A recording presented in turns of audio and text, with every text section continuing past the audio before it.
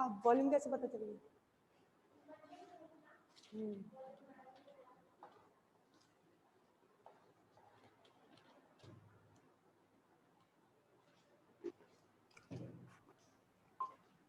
This meeting is being recorded.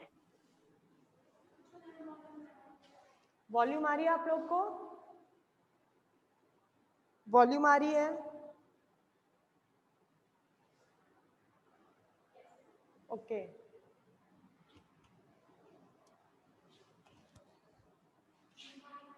Good morning.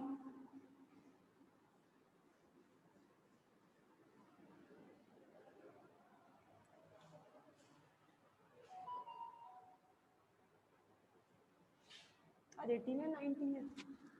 18 है 19 है?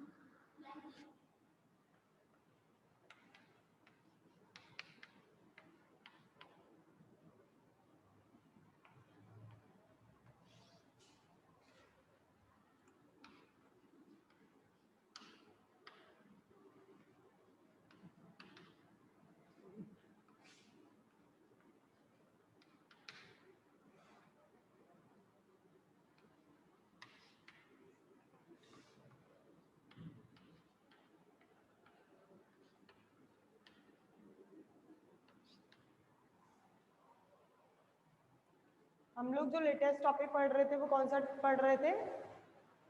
सदिश क्षेत्र की अपसारिता, सदिश क्षेत्र का डाइवर्जेंस, ये टॉपिक अपन का चल रहा था। अब आगे कंटिन्यू करते हैं। सदिश क्षेत्र का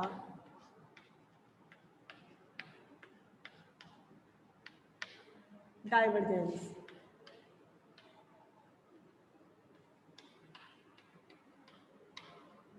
या इसे बोला जाता है अपसारिता।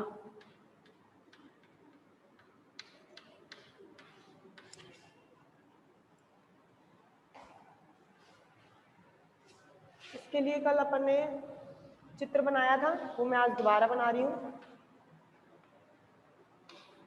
ये U वक्र था, ये V वक्र था, ये W वक्र था। इस पर हमने घन की कल्पना करी थी।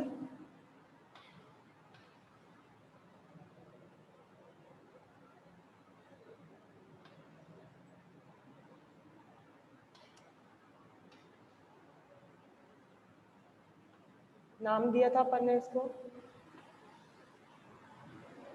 O A B C D D E F G, और हमने एक यहाँ P बिंदु माना था जिस पर आपको अपसारिता का मान ज्ञात करना था। और यहाँ पर सदिश जो था, सदिश क्षेत्र का सदिश फलन, उसको माना था A वेक्टर। इतना हम कल कर चुके थे। और डाइवर्जेंस क्या होता है ये भी मैं समझा चुकी थी आप लोगों को कि डाइवर्जेंस क्या होता है। दोबारा एक बार डाइवर्जेंस की परिभाषा बोल देती हूँ। सदिश क्षेत्र में किसी बिंदु पर डाइवर्जेंस का मान उस बिंदु के चारों ओर बंद पृष्ठ के अल्पांश आयतन से निर्गत फ्लक्स सदिश क्षेत्र का डाइवर्जेंस कहलाता है। ये मैं आपको कल परिभाषा बता चुकी थी। P बिंदु पर आपको डाइवर्जेंस का मान ज्ञात करना है तो आप क्या करेंगे डाइवर्जेंस के लिए? इस बिंदु के बंद पृष्ठ जो चारों तरफ से घिरा हुआ पृष्ठ है उसके एकांक आयतन से निर्गत फ्लक्स का मान उस सदिश क्षेत्र का डाइवर्जेंस कहलाता है। और इसकी मैंने परिभाषा लिख भी दी थी। क्या था इसका? डाइवर्जेंस ए वेक्टर जो था वो था आपका del dot A vector. Limit थी इसकी del dot tending to 0। Tau इसलिए लिया था क्योंकि अपन वक्ररेखीय निर्देश तंत्र के अंदर आयतन जो होता है वो टॉ से डिनोट करते हैं। 1/d tau flux A vector dot D A vector. इतना अपन लोग कर चुके थे। ये डाइवर्जेंस की परिभाषा थी। प्रति एकांक आयतन में से जिस बिंदु पर आपको डाइवर्जेंस का मान ज्ञात करना है उस बिंदु के चारों तरफ बंद पृष्ठ के अल्पांश आयतन में से निर्गत फ्लक्स का मान उस सदिश क्षेत्र की अपसारिता कहलाती है। 1/d मतलब प्रति एकांक आयतन में से A vector dot D A vector का समाकलन प्रति एकांक आयतन में से निर्गत फ्लक्स उस सदिश क्षेत्र का डाइवर्जेंस कहलाता है। इतना हम कर चुके थे और मैंने U1 वक्र की लंबाई भी लिख दी थी जिसे आपने डिनोट किया था DS1 से। उसका मान निकला था H1 DU1। V वक्र की लंबाई लिखी थी आपने DS2, इसका मान निकला था H2 DU2। तीसरा हमने W वक्र लिया था, इसकी लंबाई थी आपकी DS3 H3 DU3। ये तीनों निकल गई थी और हमने क्षेत्रफल निकाल लिया था पृष्ठों का, DS1 का मान, DS2 का मान और DS3 का मान। चित्र से हमने DS1 का मान निकाला था U1 वक्र के लिए।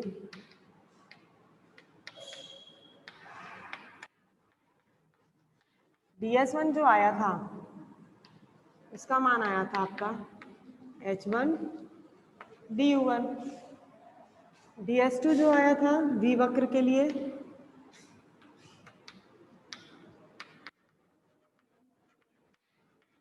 रेखा अल्पांश की लंबाइयां निकाल रही। DS2 आया था H2 DU2। W वक्र के लिए DS3 निकाल दिया था H3 DU3। ये तीन चीज अपन निकाल चुके थे। अब हमने इस घन का आयतन निकाला था और आयतन जो डिनोट किया था आपने वो किससे करना था? आयतन किससे है? डी टॉ से। और डी टॉ का मान निकाला था आपने। क्या होता है आयतन? लंबाई चौड़ाई ऊंचाई। लंबाई चौड़ाई ऊंचाई आपका DS1 DS2 DS3 है, तो मान निकाला था H1 DU1 H2 DU2। DS3 की मान था H3 DU3 और डी टॉ बराबर जो निकला था H1 H2 H3 DU1 DU2 और DU3, जिसको समीकरण नंबर दे दिया था आपने 2। परिभाषा को दिया था 1 नंबर और इस समीकरण को दिया था दूसरा नंबर। अब बिंदु P पर सदिश क्षेत्र A वेक्टर का मान निकाला था। स्क्रीनशॉट ले लीजिए जरा इसका, मैं फिर रफ करती हूँ।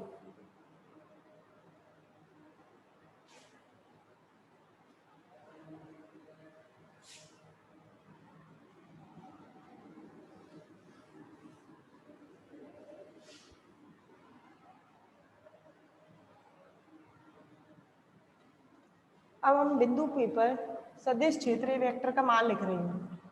बिंदु P पर सदिश क्षेत्र A वेक्टर का मान ये लिख चुके हैं। मान क्या निकाला था? A वेक्टर सदिश राशि है। सदिश राशि है तो आप जैसे R वेक्टर को ओपन करते हैं एक्स आई कैप वाई जे कैप जेड के कैप में, यहाँ पर A वेक्टर जो ओपन होगा वो किस में ओपन होगा? A1। उधर आई कैप जे कैप के कैप चलती है दिशाएं, यहाँ पर चलती है E1 कैप E2 कैप और E3 कैप। तो आपको जो A वेक्टर खोलना है वो खोलना है A1 E1 cap, A2 E2 cap और A3 E3 कैप।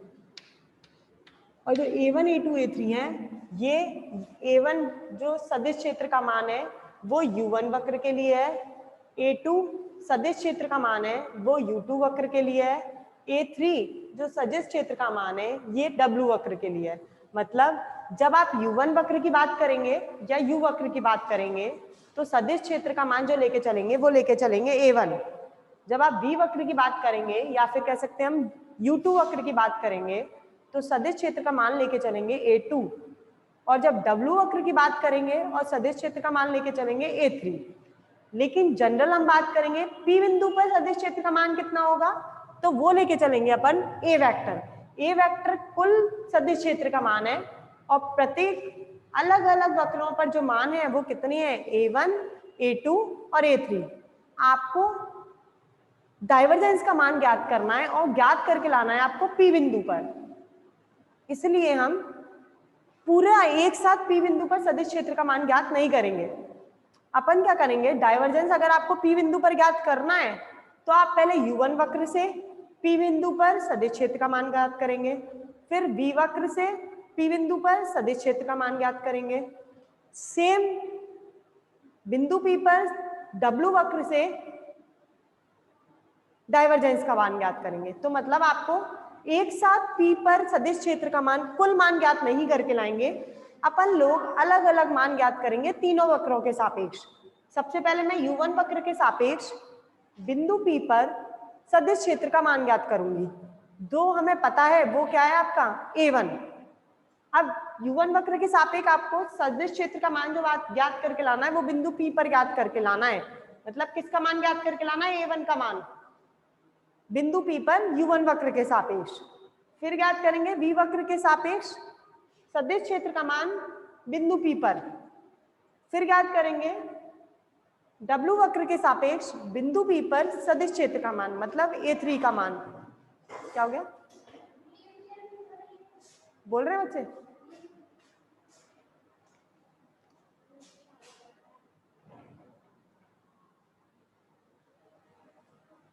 अब आ रही है क्लियर?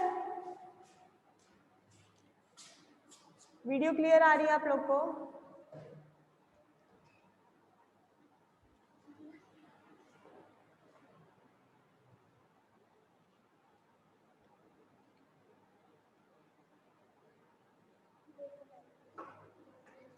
ओके, चलिए फिर आगे होता है continue.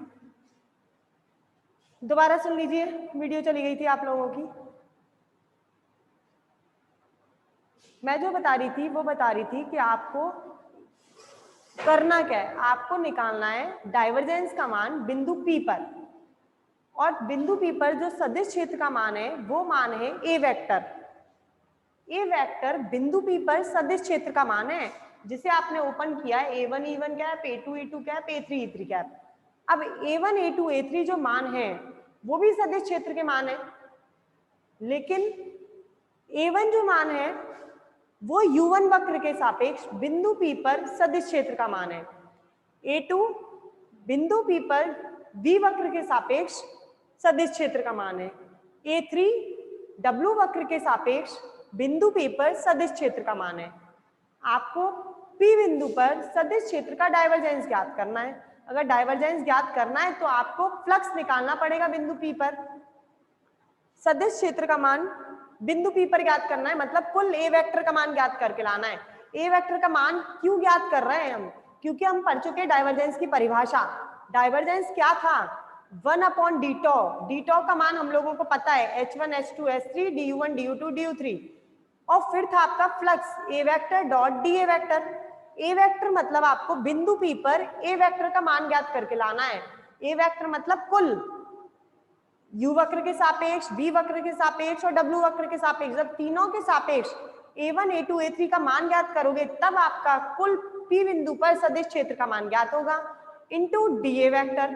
A vector dot DA vector. DA vector क्या है, पृष्ठों का क्षेत्रफल। फिर अपन पृष्ठों का क्षेत्रफल निकालेंगे, ठीक है। ये आपका कुल फ्लक्स का मान ज्ञात करेंगे। सबसे पहले हम फ्लक्स ज्ञात करने के लिए बिंदु P पर सदिश क्षेत्र का मान ज्ञात करते हैं, वो है आपका A वेक्टर। यही तो होता है flux, A vector dot DA vector. अगर आपको ये ज्ञात करना है, डाइवर्जेंस ज्ञात करने के लिए फ्लक्स ज्ञात करना पड़ेगा। फ्लक्स ज्ञात करने के लिए आपको सबसे पहले किसकी जरूरत है, A वेक्टर की। और जो A वेक्टर है वो क्या है, बिंदु P पर सदिश क्षेत्र का मान। तो सबसे पहले आप ज्ञात करके लाओगे A वेक्टर का मान, और A वेक्टर को अपन ने जो तोड़ा है सदिश क्षेत्र के मान को, वो तोड़ा है A1 E1 cap, A2 E2 cap, A3 E3 cap. सबसे पहले आपको करना क्या है, इस सदिश क्षेत्र का मान ज्ञात करने के लिए आपको A1 का मान, A2 का मान और A3 का मान ज्ञात करके यहाँ पर रखना है, तब आपका कुल किसका मान निकलेगा, बिंदु P पर सदिश क्षेत्र का मान। तो सबसे पहले हमारा काम जो है वो A वेक्टर का मान ज्ञात करना है। A वेक्टर का मान ज्ञात करने के लिए आपको A1 का मान, A2 का मान और A3 का मान निकाल के लाना है। A1 A2 A3 निकलेंगे कैसे, वो आप इस चित्र से निकालेंगे। A1 सबसे पहले मैं A1 वेक्टर का मान ज्ञात कर रही हूँ क्योंकि मुझे A वेक्टर का मान चाहिए, इसलिए इन तीनों के मान निकाल के मैं यहाँ रख दूंगी। A वेक्टर का मान कैसे ज्ञात होगा? अब मैं सबसे पहले U1 वक्र के अनुदिश A1 का मान निकाल रही हूँ। सबसे पहले A1 चाहिए सदिश क्षेत्र, तो मतलब A1 किसके वक्र के सापेक्ष निकलेगा? U वक्र के सापेक्ष। तो U1 वक्र के अनुदिश U1 वक्र के अनुदिश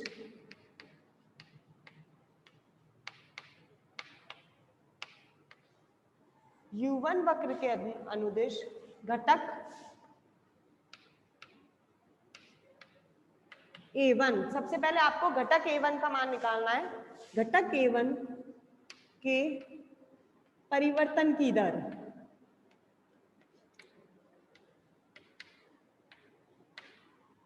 सबसे पहले मैं A1 का मान ज्ञात कर रही हूँ क्योंकि मुझे A वेक्टर चाहिए। A1 का मान ज्ञात करने के लिए मैंने U वक्र के अनुदिश घटक A1 के परिवर्तन की दर ज्ञात करती हूँ। A1 के परिवर्तन की दर देखिए, और जो मैं पहले बता चुकी हूँ कि जब आप परिवर्तन की दर ज्ञात करते हैं तो हमेशा वो दूरी के सापेक्ष ज्ञात की जाती है। जब परिवर्तन की दर ज्ञात होती है तो वो दूरी के सापेक्ष होती है। अब आ जाइए, A1 वक्र किस वक्र के अनुदिश निकाल रहे हैं? U1 वक्र के अनुदिश। U1 वक्र कहाँ है? ये रहा। तो आपको A1 में परिवर्तन की दर निकालनी है, तो मतलब इसकी दूरी कितनी है U1 के लिए? ds1, और ds1 का मान क्या है?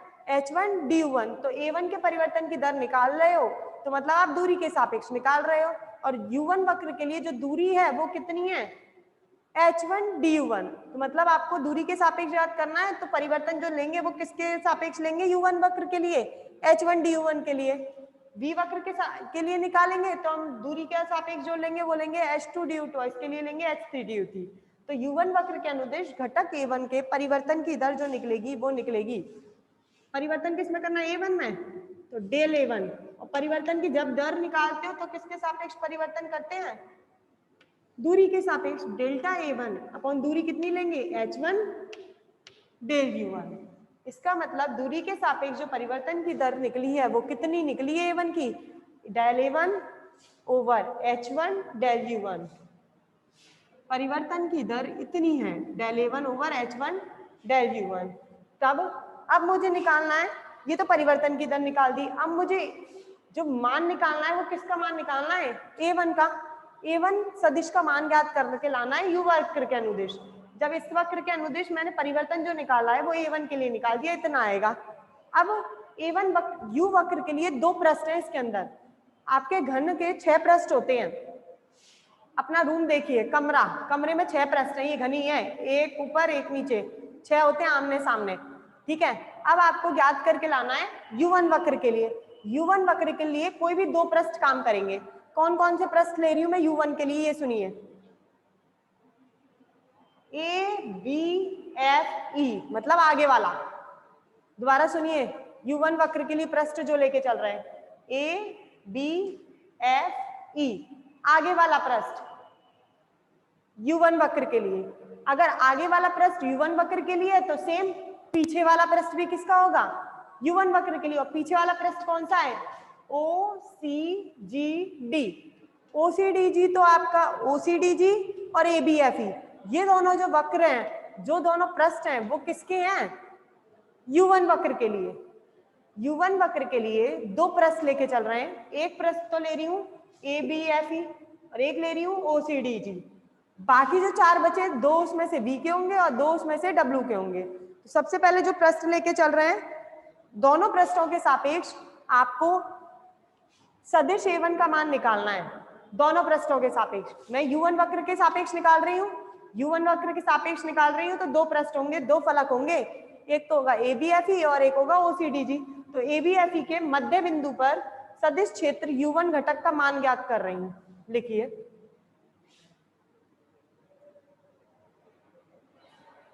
फलक, सबसे पहले जो बात कर रहे हैं वो बात कर रहे हैं ABFE।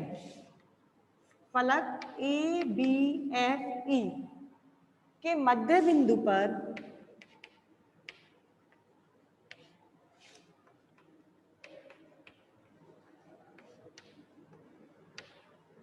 के मध्य बिंदु पर सदिश क्षेत्र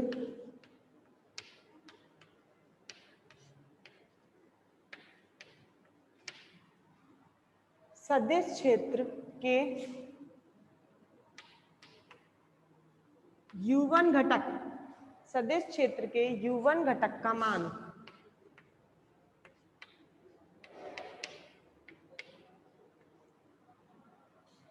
मैंने बताया, पहले बताया U1 वक्र के अनुदिश जो आपका सदिश क्षेत्र है वो A1 है, और A1 में परिवर्तन की दर निकाली, और हमें पता है जब परिवर्तन की दर निकाली जाती है तो वो दूरी के सापेक्ष निकाली जाती है।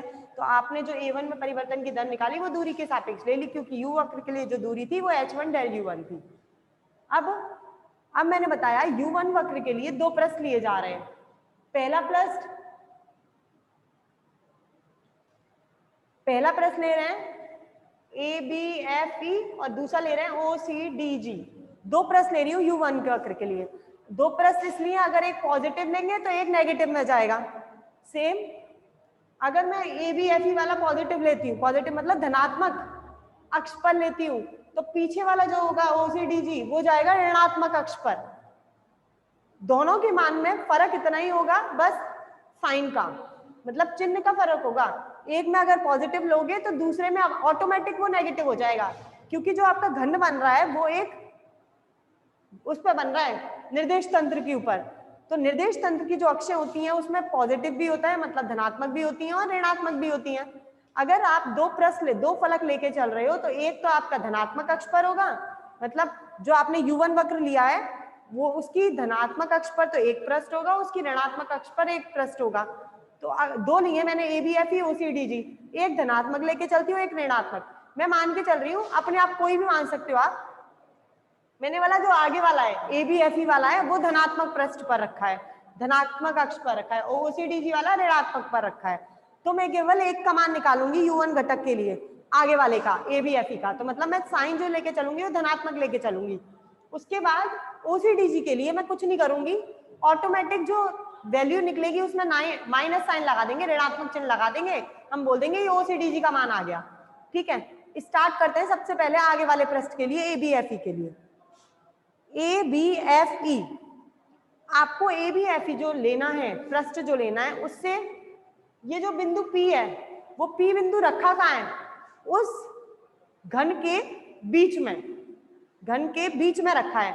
आप आगे वाले पृष्ठ से उस P बिंदु तक पहुंचेंगे, ABFE से जब बिंदु P तक पहुंचेंगे तो आप आधी दूरी तय करके जाएंगे, क्योंकि आधी दूरी चल के कौन सा आएगा, जो OCDG पीछे वाला है वो आधी दूरी तय करके अंदर आएगा, आप आधी दूरी तय करके अंदर जाओगे। तो मतलब जब दोनों से फ्लक्स होगा वो कितनी दूरी तय करके P बिंदु पर पहुंचेगा, आधी दूरी तय करके। ABFE से बिंदु P पर फ्लक्स का मान ज्ञात करेंगे तो वो दूरी तय करेगा आधी, क्योंकि वो घन के बीच में रखा है। सेम OCDG से जब बिंदु P पर पहुंचेंगे तो वो भी दूरी कितनी तय करके आएगा, आधी दूरी तय करके आएगा। मतलब जो दूरियां होंगी दोनों की वो दोनों मिलके एक दूरी पूरी करेंगे। ABFE आधी तय करेगा, OCDG आधी तय करेगा अंदर आने में, ABFE अंदर जाएगा आधी दूरी करके, OCDG अंदर आएगा आधी दूरी तय करके। तो कुल दूरी जो मिलेगी वो दोनों को जोड़ के मिलेगी, ABFE की और OCDG की बिंदु P पर। ठीक है, सबसे पहले U1 घटक का मान जो निकाल रही हूँ वो बिंदु P पर ABFE के मध्य बिंदु पर निकाल रही हूँ। सबसे पहले कौन सा सदिश मान यूज करके चलोगे आप, A1, क्योंकि U1 वक्र की बात हो रही है तो सदिश क्षेत्र का मान जो लेके चलेंगे वो लेके चलेंगे A1। और A1 में परिवर्तन इस वक्र से बिंदु P पर पहुंचना है, तो मतलब वो कितनी दूरी तय करके जा रहा है, H1 D1। तो मतलब परिवर्तन किसके सापेक्ष हो रहा है, A1 में दूरी के सापेक्ष। तो मतलब A1 और A1 में परिवर्तन की दर कितनी थी, del A1 over H1 D1। अब मैंने बताया P बिंदु तक पहुंचने में ABFE जो लेगा वो दूरी तय करेगा आधी दूरी तय करेगा। पूरी दूरी कितनी है, H1 D1। आधी दूरी कितनी तय करेगा, H1 D1 अपॉन 2। ये आधी दूरी तो ABFE ने तय करी, सेम ये आधी दूरी OCDG तय करेगा। मैंने बताया था ABFE में लूंगी धनात्मक पर, तो इसमें साइन जो यूज करोगे वो किसका यूज करोगे आप, प्लस का। ये U1 घटक का मान निकला आपका, ये U1 घटक का मान आया ABFE के मध्य बिंदु पर सदिश क्षेत्र U1 घटक का मान। सेम आप ABFE के बाद OCDG यूज करेंगे तो OCDG के लिए जो घटक का मान आएगा, फर्क कितना आएगा मैंने बताया था, A1 के लिए धनात्मक यूज करोगे तो OCDG के लिए ऋणात्मक, चिन्ह में परिवर्तन कर देंगे बस। जहां आपने धनात्मक लिया है वहां पर आप OCDG के लिए क्या ले लोगे, ऋणात्मक मान। अब मुझे कमेंट बॉक्स में ये बताइए कि ये जो मैंने लिखा है ये समझ में आया या नहीं। ये जो राशि लिखी अभी मैं U1 घटक का मान निकाला है वो समझ में आया है या नहीं आया क्लास को?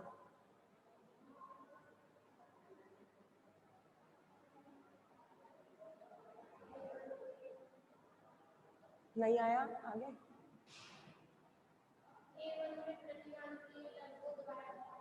क्या